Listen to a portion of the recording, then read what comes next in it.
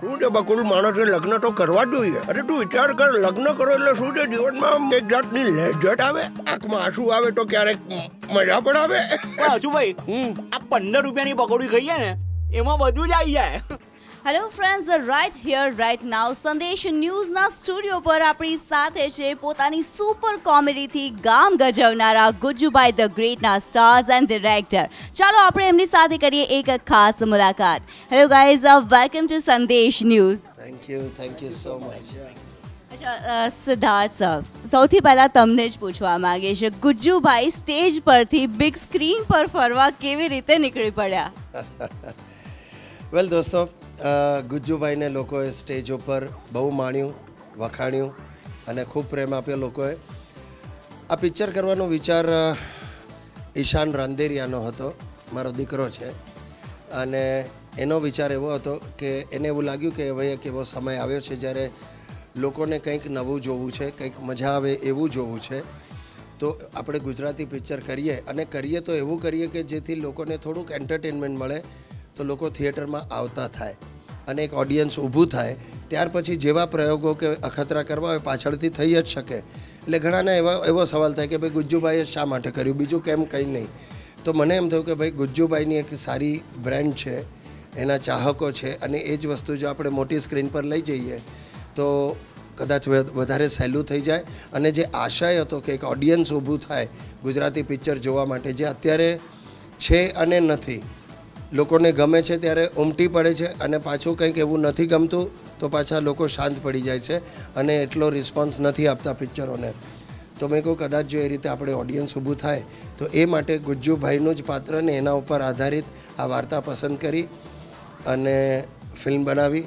અને આનંદની વાત છે, લોકો એને અમારી ધારણા કરતાં પણ વધારે ખૂબ ઉત્સાહથી અને ઉમળકાથી વધાવી લીધી. બિલકુલ. ઈશાન, તમને પૂછવા માંગીશ, સ્ટોરી મળી સિદ્ધાર્થજી પાસેથી અને એને સ્ક્રીન પ્લેનું રૂપ તમે આપ્યું છે. શું વિચાર્યું હતું કે મારે આવી રીતે જ મૂવી બનાવવી છે? શું હોય છે, ફિલ્મ બનાવતા વખતે ઘણી બધી આઈડિયા રેન્ડમલી આવતી હોય છે. કોઈ સીન એન્ડનો આવી ગયો, કોઈ વચ્ચેનો સીન આવી ગયો, તો એવું એની આજુબાજુ તમે વિચારવા માંડો એટલે એવું લાગે કે કંઈ નહીં છે આમાં, આને કેવી રીતે આગળ વધશું, કે અહીંયા આ થયું, કદાચ કોઈક એન્ડનો સીન મગજમાં આવ્યો તો એનું પાછળની સ્ટોરી શું છે. એટલે તમારું માઇન્ડ એવી રીતે ઘણીવાર ઉલટું ચાલે, ઘણીવાર વચ્ચેનું થાય તો એનું આજુબાજુ શું થશે વિચારવા માંડો. ત્યારે મને આ ગુજ્જુભાઈનું મને લાગ્યું કે આમાં ઘણા બધા કેરેક્ટર્સ છે જેને આપણે ઓપન અપ કરશું અને બધા કેરેક્ટરને એક સ્ટોરી આપશું તો એક બહુ હોલસમ ફિલ્મ બની શકે છે. એટલે એ રીતે આઈ થોટ કે આ સ્ટોરીમાં પોટેન્શિયલ હતી. એ રીતે જીમિત, આપને પૂછવા માંગીશ, બકુલનું જે કિરદાર છે અત્યારે મતલબ ઓડિયન્સમાં બકો બની ગયો છે જેણે, મતલબ શું કહેશો, આ કમાલ શેનો છે, તમારી એક્ટિંગનો કે પછી બકુલના કિરદારનો?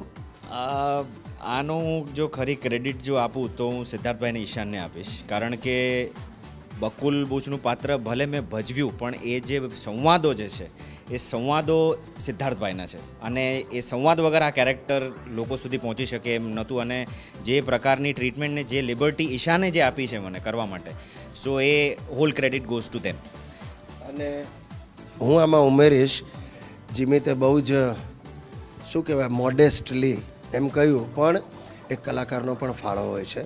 કોઈ એક પાત્ર આપણે જ્યારે જોતા હોઈએ, હિન્દી ફિલ્મોની વાત કરું તો તમને કલાકાર નજર સામે રહેતો હોય છે. તમે વખાણ હંમેશા ઓડિયન્સ બહાર નીકળે ત્યારે કલાકારના, તો એ અભિનય એ પણ એક એટલી બધી મહત્ત્વની વસ્તુ છે. લખાયું ભલે ગમે તેવું હોય, પણ જો એ ભજવાય નહીં સરખું તો એ વસ્તુ લોકો સુધી પહોંચે નહીં. અને સારો કલાકાર જે લખાયું છે એનાથી ઉપરવટ જઈને જ્યારે એને પોતાની આવડતથી વધારે નિખારે એ પાત્રને, ત્યારે એમાં 4 ચાંદ લાગી જાય. જે જીમિતે પુરવાર કર્યું છે, લોકોએ આ પાત્રને ખૂબ જ વખાણ્યું છે. અને નામ ગુજ્જુભાઈ ધ ગ્રેટ છે, લોકોને એમ થાય મારી આસપાસની વાર્તા છે, પણ અમે પહેલેથી જ ક્લિયર હતા કે ના, આ પાત્ર કે આ વાર્તા મૂળે હસમુખ ગાંધી જે મારું પાત્ર છે એનું નહીં, હું ખાલી ઇનિશિએટ કરું છું. અને બાકીનો જે કંઈ પણ બહાર છે કે વાર્તા જે છે તે એક બકાને કેવી રીતે મોડર્ન બનાવવો, અને એની એ વાત હતી. તો એ પાત્ર જીમીતે બહુ જ બાખૂબી નિભાવ્યું છે. તમારી પાસેથી જાણવા માંગીશ સિદ્ધાર્થ સર દેટ ઓડિયન્સે મૂવીને ખૂબ જ પસંદ કરી છે. લાઈક જે પ્રમાણે સાઉથની બાહુબલીએ રિસન્ટલી સક્સેસ મેળવી છે એ પ્રમાણે હવે કદાચ ગુજરાતી સિનેમા માટે થઈને ગુજ્જુભાઈ ધ ગ્રેટ બાહુબલી બનવા તરફ જઈ રહી છે. શું કહેશો આ વિશે? માત્ર ને માત્ર દર્શકોનો પ્રેમ, બીજું કંઈ જ નહીં કહું. આપણે ત્યાં બાળક જન્મે તો માને પોતાનું બાળક કેવું વહાલું જ લાગે. થોડું કાળું કુબડું હોય ને તો પણ એ તો એમ જ કહે મારા રાજા બેટા, મારો દીકરો, મારો રાજકુમાર. લોકોએ કદાચ એવો પ્રેમ મને આપ્યો છે. જે કંઈ પણ મેં કર્યું છે એટલા ઉમળકાથી વાલથી લોકોએ સ્વીકાર્યું છે. અને આ પિક્ચરને પણ જે પ્રતિસાદ લોકોએ આપ્યો છે મારી ધારણા બહારનો આપ્યો છે. અને આટલા મોટા પાયે PVR એને રિલીઝ કર્યું ત્યારે થોડો ફફડાટ પણ હતો.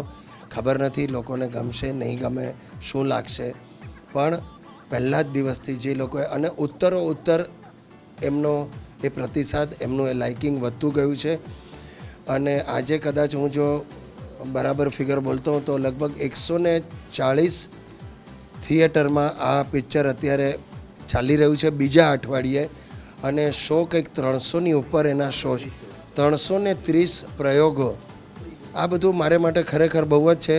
સરસ રીતે હું આમાંથી એક ડ્રીમમાંથી પસાર થતો હું એ રીતે આ બધી ઘટનાઓને હું જોઈ રહ્યો છું. અને માત્ર ને માત્ર એનો યશ મારા વહાલા પ્રેક્ષકોને હું આપું છું. થેન્ક યુ દોસ્તો. ખરેખર ખૂબ આનંદ થાય છે. થોડા ગળગળા પણ થઈ જવાય છે. હું ઈચ્છું છું કે આ સફળતા જોઈને હિન્દી પિક્ચરના મોટા પ્રોડ્યુસરો પણ હવે ગુજરાતીમાં ઝંપલાવે અને મોટા બજેટની વધુ શક્તિશાળી ફિલ્મો આપણને જોવા મળે. થેન્ક યુ વેરી મચ અમારી સાથે વાત કરવા માટે. Thank you so much. તો આ હતા ગુજરાતી ફિલ્મ ગુજ્જુભાઈ ધ ગ્રેટના stars and director. Camera person Mahesh Varel સાથે કિન્નરી શાહ, સંદેશ ન્યૂઝ, અમદાવાદ.